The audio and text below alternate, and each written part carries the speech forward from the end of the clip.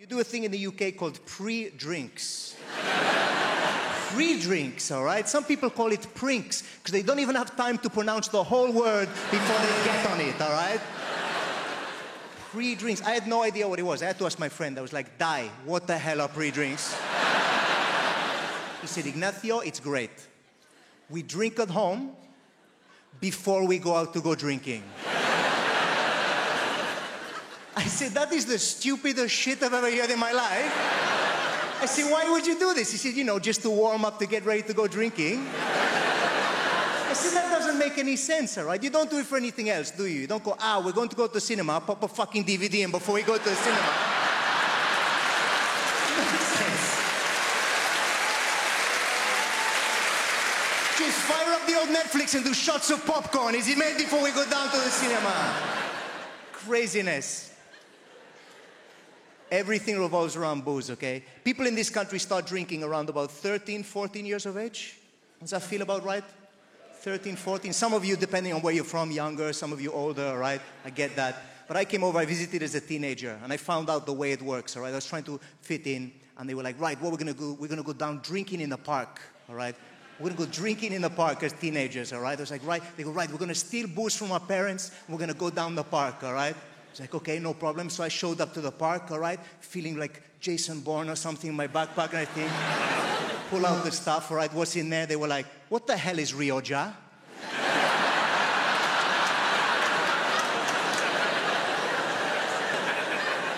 Like, it's Rioja. Does anyone have a corkscrew, actually? Because otherwise we're going to be for a while.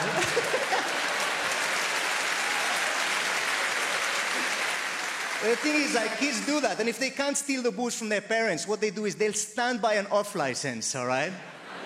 And they will wait for somebody to walk past who looks just dodgy enough, but not too dodgy, so they can offer them money and go, hey, can you go in the shop for me and pick me up some beer, some vodka, whatever, we can go down drink in the park, and that person will go get the cash, and then you go there, you get shit-faced as teenagers, it bonds you, okay? It brings you together. At least that was my experience, okay, back in the day. But times have changed, all right? I went to back where my mother's from, okay? My mother's from a little town in Wales called Pontardawe, all right? Don't know if anyone's heard of it. Tiny little town, Pontardawe. Pontardawe is a Welsh word, all right? Pont means bridge, and Dawe means over a shithole, okay? It's not a delightful place to move to from Mallorca, is what I'm trying to say, right? My mother hates that joke. She's like, Ignacio, please stop saying that. They've taken all of the trolleys out of the canal, all right? Can we... But I was visiting and I was walking to see my mother and I passed an off license, okay? And there's this kid stood by the off license as I'm passing, all right? And he clocks me and I've got my guitar on my shoulder, so he's thinking, this guy's got no prospects. So he comes over to me with his cash, all right? And he was like, hey, could you maybe go in the shop? I'm like, I know where this is going. He goes, can you pop in the shop? I'm like, right. He goes, if I give you this money? I'm like, yep. And he goes, and get me some? I was like, I know where we're going. He goes, vape. I was like, what? He goes, vape. I said, seriously, vape? He said, yeah. I said, what flavor? He said, cherry. I was like, of course, cherry vape. All right, rock and roll. I go in the shop. I'm laughing to myself. I can't believe these kids asked me for cherry vape. How times have changed, all right? I go up to the counter. The guy behind the counter must have thought I was insane, all right? I'm laughing the whole way through the shop. I grab the stuff, pay for it, put it in the bag. I walk out. I'm laughing on the way out. I give the kid the bag. I go, there you go, pal. 20 Marlboro Red and a bottle of vodka. Grow up, you little shit. What is this? Vape nonsense.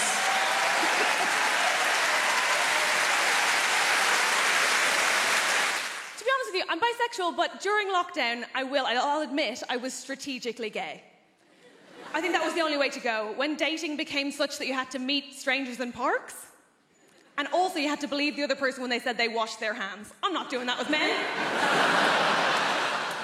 I also think that ultimately, if you are bi, I don't really know why anybody would be choosing men.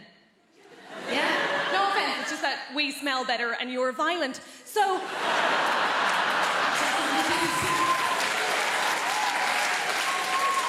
The men who don't laugh at that unnerve me most. Yeah, okay.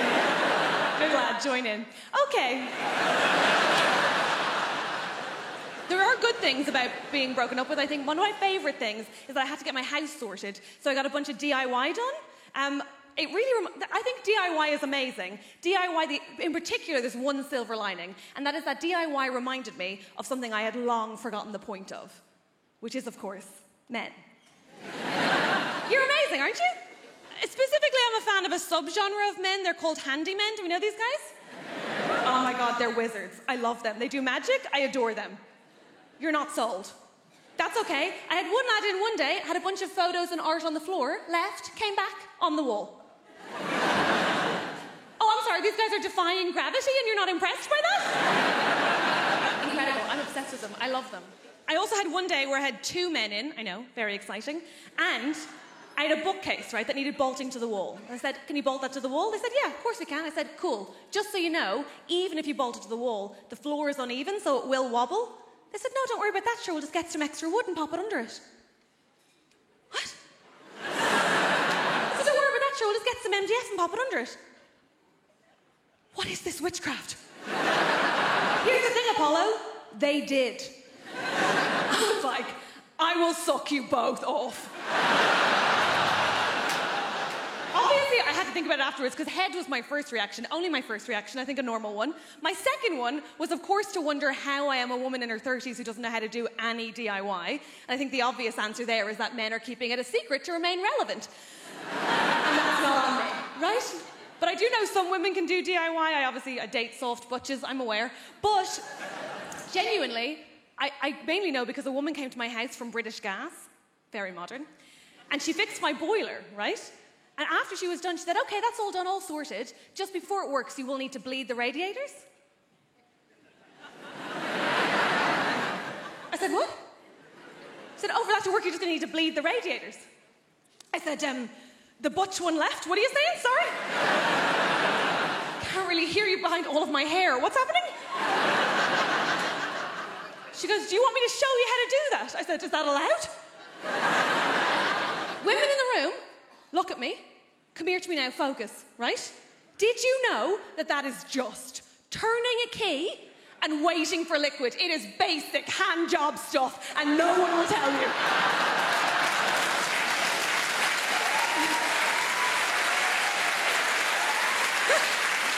Here's the thing. Every man in my life has acted like that as a state secret, right? This man's furious, I'm telling you. You now have all the information you need. You're free, run. My dad bleeds the radiator in such a way that I thought he used his own dick. I thought there was actual blood involved. He'll go off with a bunch of tissues being like, I will do it, do not look, I will do it. Anyway, she fixed my boiler, so I was like, I will eat you out. They all said no, I had to pay both times. It's hard out there. I'll set the scene. You're in stirrups, so it's like you've been riding a horse, and then the horse has fucked off. And you've toppled over and ended up, in my case, in the back room of an NHS hospital. Then what has happened, every time I've been for a smear, and I don't know, some they're rolling out just for me, but every time I've been for a smear, what seems to happen is a doctor will come over and they'll go, hi, Miss Ruffle, thanks so much for coming in. It's really important you keep up to date with your smear test. Now listen, if this is a problem, you can absolutely say no. You can totally say no. It's not a big deal. But would it be all right? We have some trainee doctors in today. Could they all come in? And you want to go, no, there's a horse on the loose. Could they go and get that? But you love the NHS, so you've got to go, yes, of course, no problem, it's absolutely fine. And then what happens is between 65 and 70 trainee doctors come in. There's loads of them. It's like a walking tour's got lost. It's not good. I also need to let you know something. People in the room that haven't been to a smear, I need to let you know something. When you're having your smear, you feel a little bit silly. You feel a little bit silly, and I'll tell you for why. T-shirt, nothing. Little pair of socks. A little bit silly. You feel a little bit like Winnie the Pooh.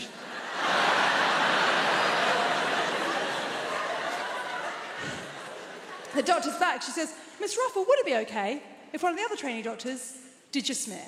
And you want to say, no, can I have someone who's had a crack at it before, please? But you love the NHS, so you've got to go, yes, of course, no problem, it's absolutely fine. And then what happens? The trainee doctor came at me like this.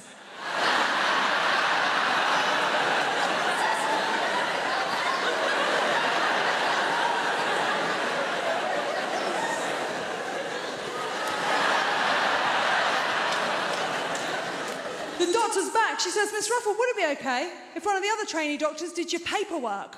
I was like, yeah, one's on the chuff, fill out form, carry on.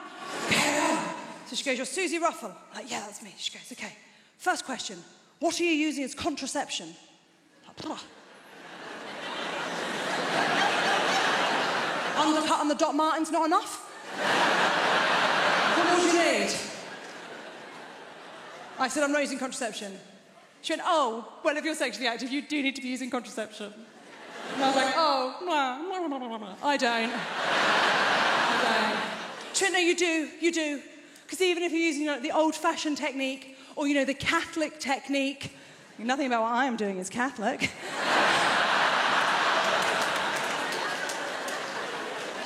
She says, you should be very careful. You can have a baby tomorrow.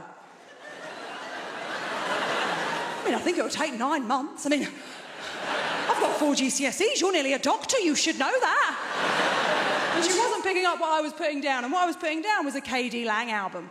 So eventually I just had to come out now. Of course, there'll be queer people in the room. You know what it's like. Sometimes you have to come out in situations where you didn't know you were coming out that day. You hadn't put it in the diary. So I had to say, I'm a gay lady. I'm a lady that's gay. I'm a glady. And the one that was down here doing the jiggery-pokery, which I think is the official term. I said I'm a gay lady, and she popped up like I'd birthed her. So, whoa. She is a lot older than I thought she'd be, but we are very proud she's a doctor. I said I'm a gay lady. She popped up and went, oh, right, that makes sense. Snug. That's not a medical term, is it? Has that gone on my record? Snug, what a weird word to use. Because it sounds like she's looking down there and she can see the back end of a Tudor pub. Whenever I talk about my Prosecco paunch, there's always a very specific laugh in the audience. I've learned to recognise it. It's just over there tonight. It's this. And I know what it is now. That is the laugh of a thin yoga woman. And I know what the laugh means. The laugh is like, that's funny, but I'd kill myself if I looked like you. But I promise you, there's advantages to having a Prosecco paunch. Make some noise if you got one. 2 female will laugh for the bodies in the room. Don't be shy, lads. I can see you. It's quite well lit. Let's try that again. We're all being honest about ourselves. Give us a cheer if you got a Prosecco paunch. Boys. The thing is, if you have a Prosecco paunch, there are advantages to it, right? 2 main ones I can think of. Number 1, I don't want to be crude, but I can take some hammer. Yeah, it's true. I can give you a list of names that can attest to that as well. Not surnames. Now, the other thing is my Prosecco paunch always gives me the greatest slice of joy, right? You know those 3 incredibly hot days we get that we pass off as the summer, right? I absolutely love those because that's when I get all my tanning done. I'm taking it very seriously. I go and get a chair from the kitchen. I go and put it slap bang in the middle of my garden, right? Because all the sun hits there. I've not got outdoor furniture. I'm not a Tory. So I pop it there. And then I get as naked as is legally possible. So I've got full spaniel's ears out. Smallest knickers I can find. You might be worrying about me now, because this is obviously filmed in London. I live in the countryside. I've not really got neighbours. I've got one lad who can see into my garden. He's depressed. He's not looking out his window for 3 weeks. We're fine, right? I also get very precious when I'm doing my tanning, right? Very precious. So what I'll do is I roll my knickers down as small as I can get them, because I'm like, I don't want tan lines, actually. I don't want tan lines. I've got a bush like a badger, but I don't want tan lines. It's got TV. I don't want tan lines. I'm not allowed near cows. So I lie there, drinking it in, and as I lie there, think to myself, you know what? I am going to get up, and I am going to go to the freezer, and I am going to treat myself to a 3rd Magnum of the day. Because I'm a special princess, and I do deserve it. Thank you. All the people who are allowed ice cream up there in that one section. Lactose intolerant in the stalls. Closer to the toilets, it makes sense. So I'll decide I'm going to treat myself to that Magnum. And then I'll wait another 40 minutes till I can actually be asked to get up and get it. And then when I get up and get it, this is where my Prosecco paunch really steps up. Because as I stand up, I will hear the sound of my own gunt peeling off the top of my own leg. Yeah. Don't go, Don't pretend you're not turned on. It's embarrassing. It's an incredible noise. It's like this. That's my mating call. It is. I just see a row of bald heads along the fence like that. Just divorced dads who are like, is that low self-esteem I can hear? Do you want to come to Pizza Hut and be a mum for 2 hours? Oi, this is nice, isn't it? Yes! Is anyone here in their 40s? Is it? You're not in your 40s? Have you guys started walking like this yet?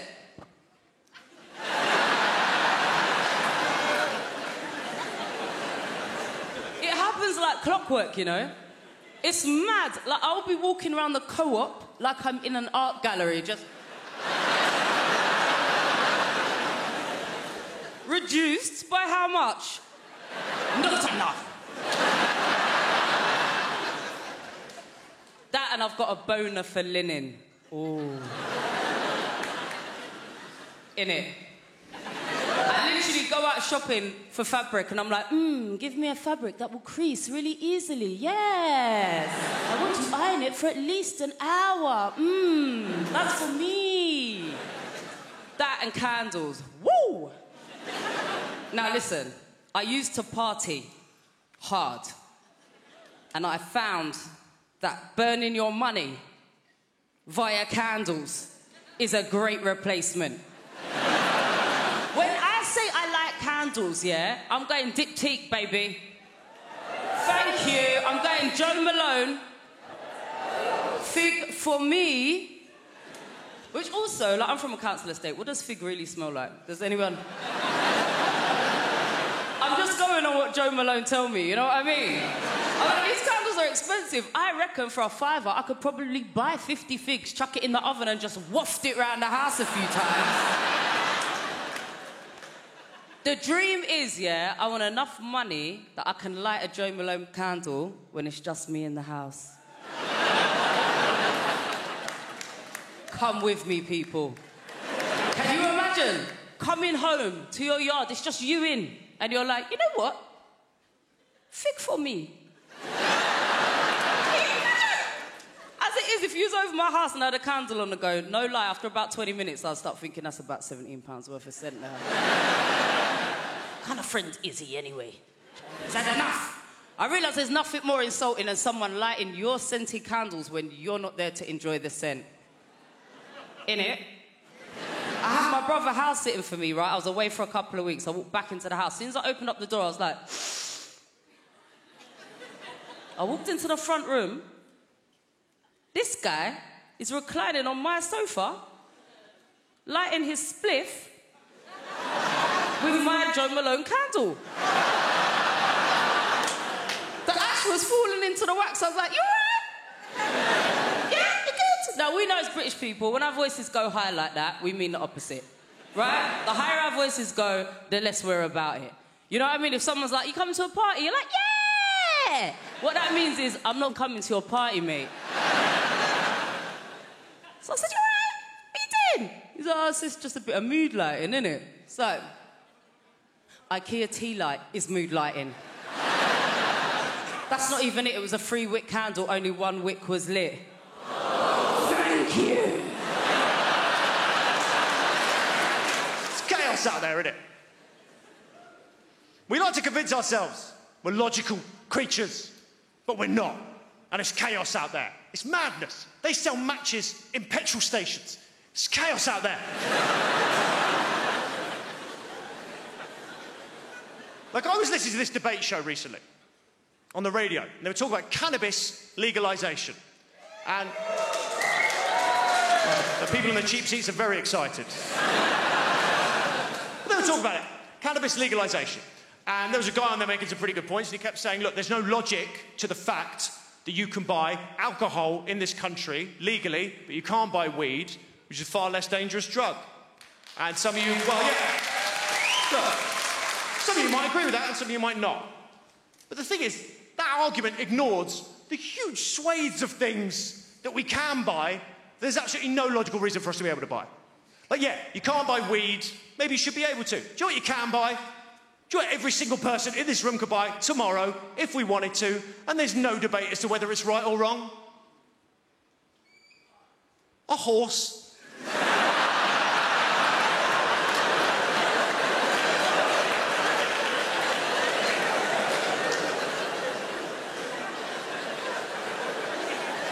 You've taken that very well as an audience. You know what a horse is, right, mate? You know what a horse is? Massive furry van with no respect for human life. You know what a horse is? Stand behind it, kicks you in the head, you're just dead, you can just buy one. Does anyone else find that weird? Anyone can buy a horse? Anyone can buy a horse. Anyone. I live in a third-storey flat in South London. I can buy a horse, ride it down the high street, take it up the stairs. I've broken no laws. It's harder to buy scissors. No, maybe you don't believe me. I get that, maybe you don't. Frankly, I didn't believe me. I wrote this routine. I was like, come on, Sean. Come on, you can't just buy a horse. You've got to need land or permits or something like that. So I went on Google. Not only can you genuinely just buy a horse, right? I am not making this up. Do you know how much it costs? £40. For a horse. Do you know what a horse is?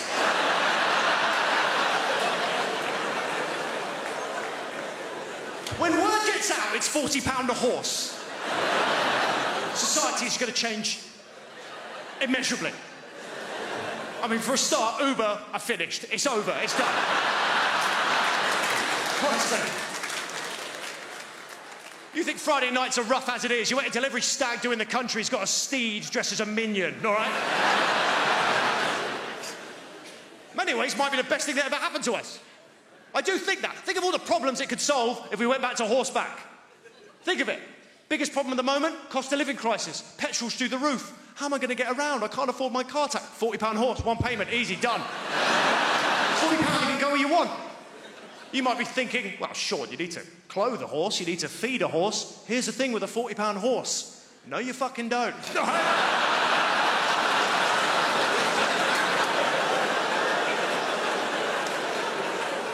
It's a £40 horse. It's a £40 horse. It's a £40 horse. What else are you going to do? Just leave it at the side of the road. It's like those scooters. It's easy. What else are you going to do with a £40 horse, please? You wouldn't trust the glue to hold up a pin. I sort of feel like if you've got enough money, you can sort of just pay somebody to diagnose away your shit personality. And I consider that money well spent, by the way. I would recommend it to you. Prick. No. I actually have bipolar disorder. That's why I've ruined your birthday. Poor me, actually.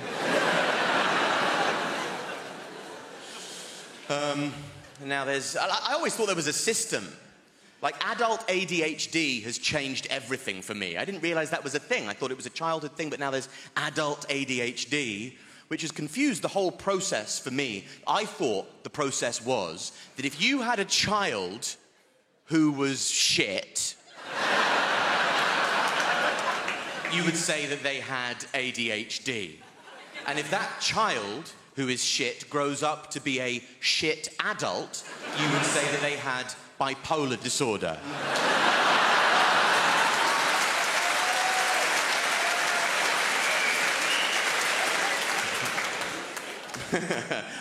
Footnote, I've been diagnosed with both, so don't write in, camera people. Anyway, a lot of people might suffer with mental illness, and that's, you know, it's a pervasive phenomenon. A lot of you might have depression. That's your sort of garden variety mental illness. That's your standard fare. And if you do have depression, my advice to you and the community at large would just be to keep it in there. Bottle it up.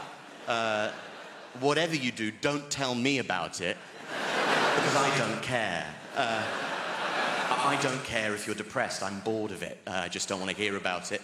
And I just can't be. And also, it's just not a good thing. If you have depression, don't tell me. Because as somebody who suffers with depression, you should know how pervasive depression is, that many people suffer with depression. So if you tell me that you have depression, that might make me depressed. And that doesn't really feel like a problem halved, does it?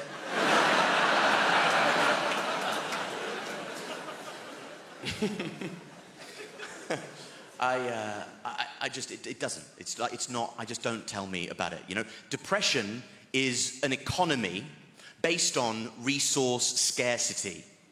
And what we've done now is we've flooded the market with depression and it's lost all of its value. And I don't care if you're depressed. Depression is currently in its Weimar Republic era of hyperinflation. And we're all wandering around with wheelbarrows full of depression going, would you look at all of this depression? And I'm there going, that's actually not as much depression as it looks like. That won't even get you a loaf of sympathy down the shops these days. My friend said to me recently, with the confidence of a man saying something new, that's lovely. He said, I just think we need to talk more about male mental health. Oh my God, how could there possibly be time to talk about it any more than we already do? We are talking. I know that we all have different perspectives, different cultural backgrounds. I can see you, or feel you rather, like moving away from me. Okay? Let's all keep lighthearted about this. I don't want to have to say only joking, given the context of what this is. Sometimes people come up to me after shows and say, I don't like female comedians. They talk about sex too much. I say the reason why women comedians such as myself talk about sex all the time is because, well, sex is one of the few things men allow us to participate in. I am an identical twin. I know. I get asked, how do people tell you apart? And the answer is it's pretty easy, because I live in London and she's dead. Relax,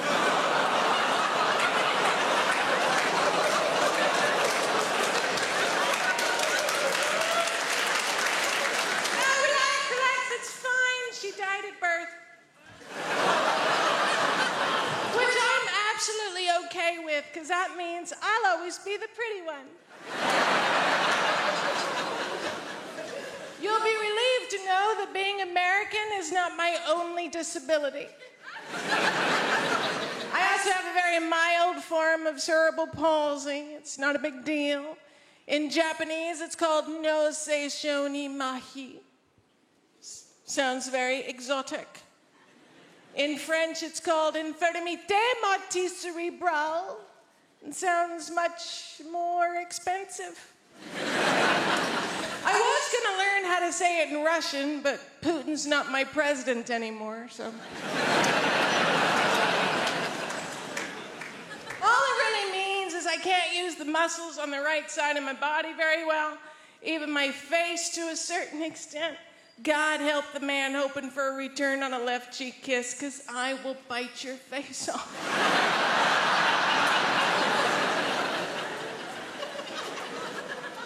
Mostly, though, it's my right arm and hand that I can't use. I can place most things in my hand and hold them.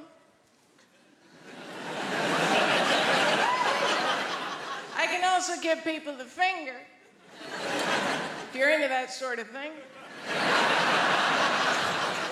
Just takes 20 minutes. And when I walk with a limp because I like big dicks that I can't knock out. I do. My mom, she feels responsible for my disability because she is. No, I don't want you to get the wrong idea. I love my mother very, very much. If it wasn't for her, I wouldn't be a comedian. But I would be able to use both hands. I moved to London 5 years ago, but I've been coming to the UK every summer for years and years before that. Because I fucking love you guys. I do. I genuinely cannot get enough of you and your no can-do spirit.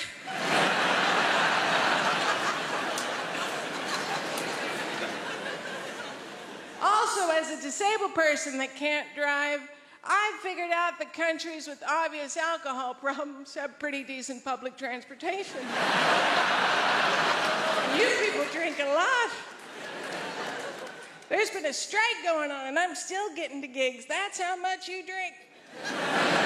We Americans, we don't drink as much as you. We physically can't.